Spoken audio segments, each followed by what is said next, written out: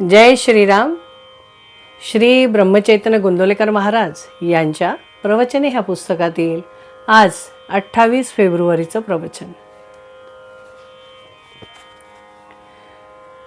भगवंताजवळ नामाचे प्रेमच मागा.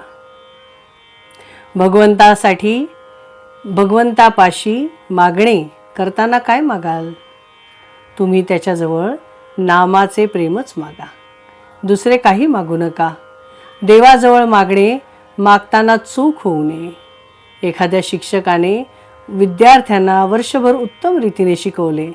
परीक्षेच्या वेळी परीक्षक कोणते प्रश्न विचारण्याचा संभव आहे हे सांगून त्यांची उत्तरेही सांगून ठेवली. पण परीक्षक परीक्षा घ्यायला आला असता प्रश्नांची उत्तरे विद्यार्थ्यांनीच द्यायची असतात.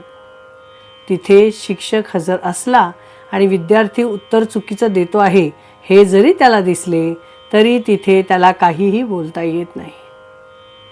तशी माझी स्थिती आहे. म्हणून मागण्याचे काम तुम्हालाच करायचे आहे.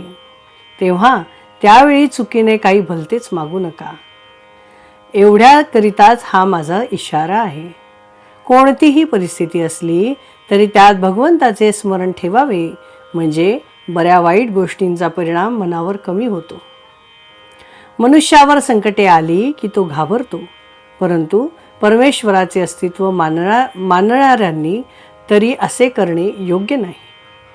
एखाद्या लहान मुलाच्या बापाने डोक्यावर पांघरुण घेऊन बागुलबुवा केला तर ते मूल भीते, पण पांघरुणाच्या आत आपला बापच आहे असे त्याला जेव्हा समजते तेव्हा तो घाबरत नाही.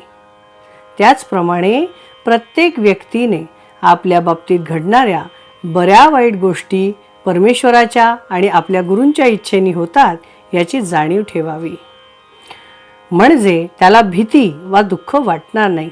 तसेच चांगल्या गोष्टी घडल्या तरी त्या बाबत आनंदातिरेक होणार नाही.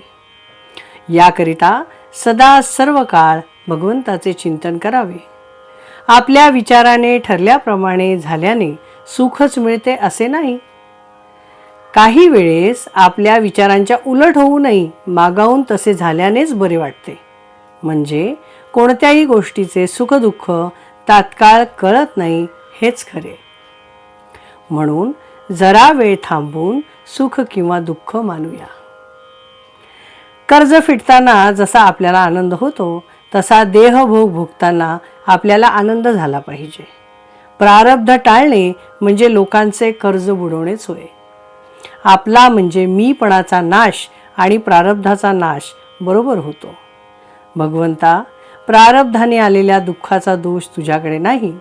जर त्या दुःखामुळेच तुझे अनुसंधान टिकत असेल तर मला जन्मभर दुःखातच ठेव, असे कुंतीने भगवंताजवळ मागितले. यातले मर्म ओळखून वागावे आणि काहीही करून अनुसंधानात राहण्याचाच प्रयत्न करावा. भगवंताला अशी प्रार्थना करावी की देवा, प्रारब्धाने आलेले भोग येऊ देत, पण तुझे अनुसंधान मात्र चुकू देऊ नकोस. जय श्रीराम. श्रीराम जय राम जय जय राम.